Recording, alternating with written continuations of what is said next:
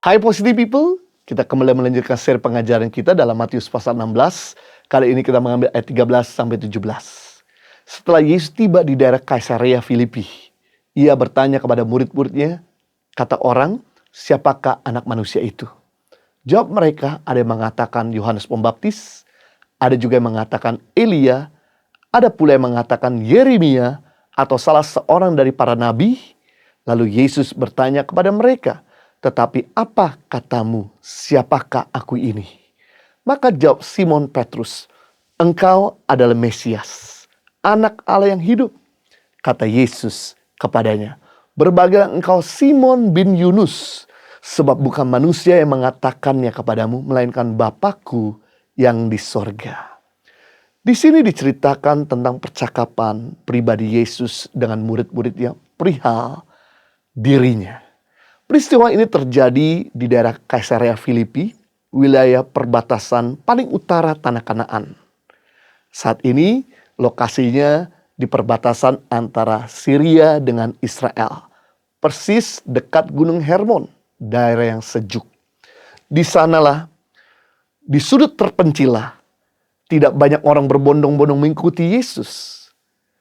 Yesus mengambil waktu bersama dengan murid-muridnya untuk retret, untuk mementor, untuk membapai, untuk mendidik, untuk mengasihi, dan mengarahkan murid-muridnya. Yesus mengambil waktu di mana supaya bisa memberikan investasi yang terbaik kepada murid-muridnya. Suatu gambaran sesibuk-sibuknya jadwal Yesus, selalu dia punya waktu dengan orang-orang terdekatnya. Harusnya kita semua yang sibuk dalam pekerjaan, dalam usaha, dan dalam pelayanan, jangan pernah lupa untuk kita mengambil waktu retret bersama dengan keluarga. Mengambil waktu retreat untuk kita bisa mementor mereka. Jangan sampai kita hebat di luar rumah, tapi hancur di dalam rumah. Jangan sampai kita berhasil di pelayanan, tapi gagal di rumah tangga. Jangan sampai kita diterima di tempat umum, tapi ditolak di tengah-tengah keluarga sendiri. Misi pertama, seorang anak Tuhan, yaitu keluarga kita sendiri.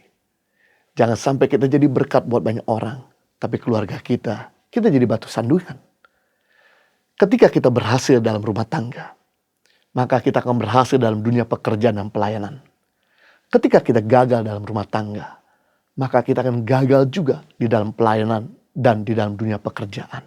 Jadi basic untuk kita berhasil dalam organisasi, berhasil di dalam usaha dan pelayanan, kita harus berhasil terlebih dahulu dalam pelayanan. Karena kalau keluargamu itu bahagia, maka pekerjaanmu, usahamu, dan pelayananmu akan bahagia. Tapi kalau keluargamu gak bahagia, pelayananmu, pekerjaanmu tidak akan pernah bahagia.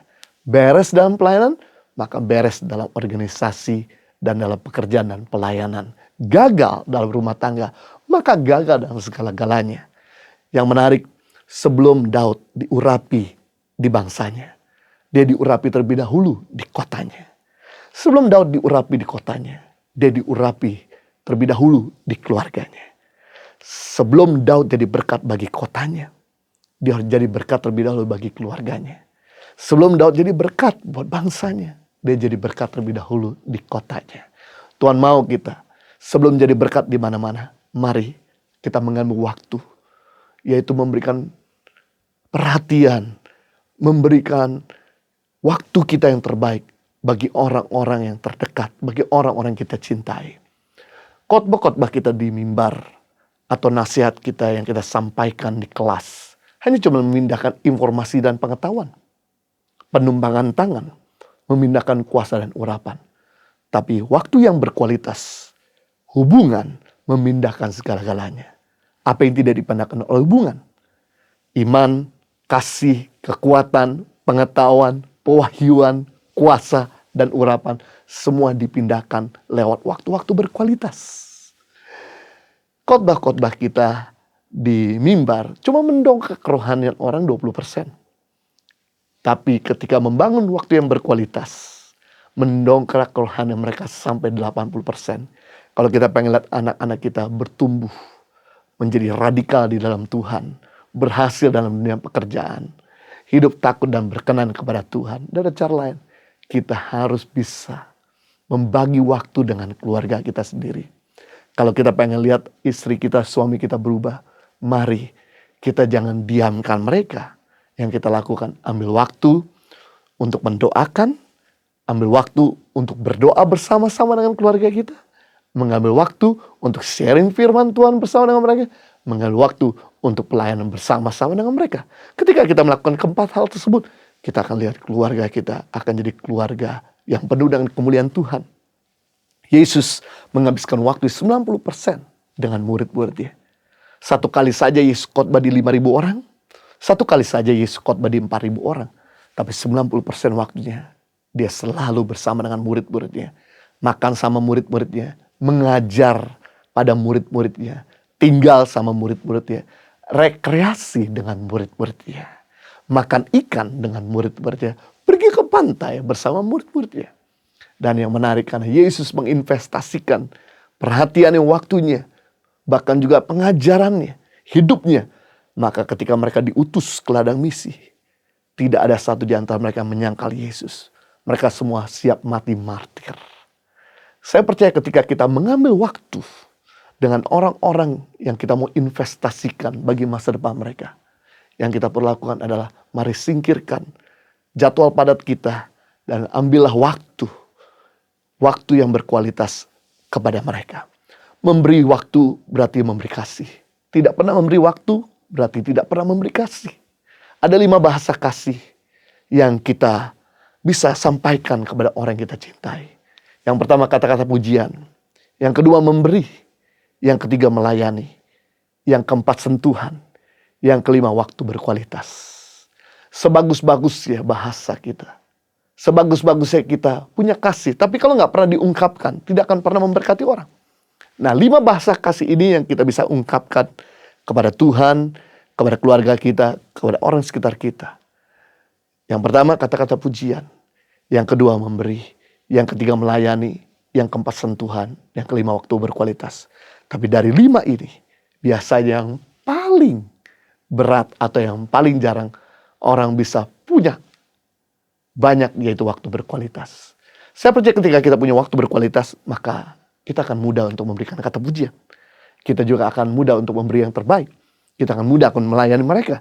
Kita juga mudah untuk bisa menyentuh, memeluk mereka. Saya teringat sebelum masa pandemi COVID-19, saya bersama istri begitu sibuknya jadwal pelayanan sampai 1 tahun, 2 tahun ke depan. Memang saya bersama istri biasanya sebelum menerima jadwal dari gereja-gereja dan bahkan tempat-tempat ibadah, kami set waktu dengan keluarga. Tapi itu cuma dilakukan dalam setahun 2 kali, setahun 3 kali atau 4 kali. Tapi lebih daripada itu waktu kami berdua lebih banyak di pelayanan. Saya bersyukur di masa pandemi COVID-19 ini, sehingga kami akhirnya bisa punya waktu banyak dengan keluarga. Di mana pintu gereja terbuka untuk kami bisa melayani.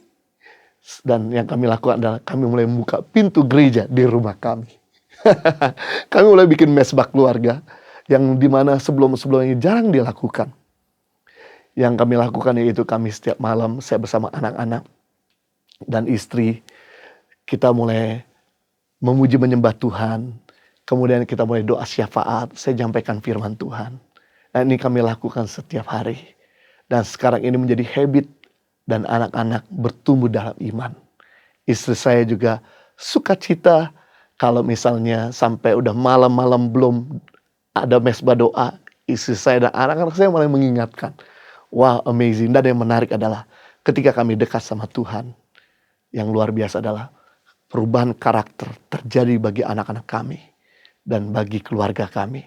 Kami merasakan bahwa Tuhan sungguh-sungguh hadir dalam wujud kehidupan setiap kami di dalam keluarga.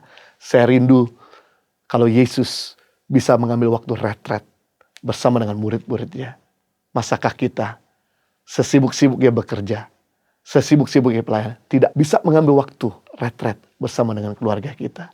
Untuk kita investasikan sehingga mereka semua jadi orang-orang radikal dalam Tuhan, berhasil dalam pekerjaan. Mereka jadi orang-orang yang penuh dengan kemuliaan Tuhan dan berdampak dalam pelayanan. Tuhan Yesus memberkati.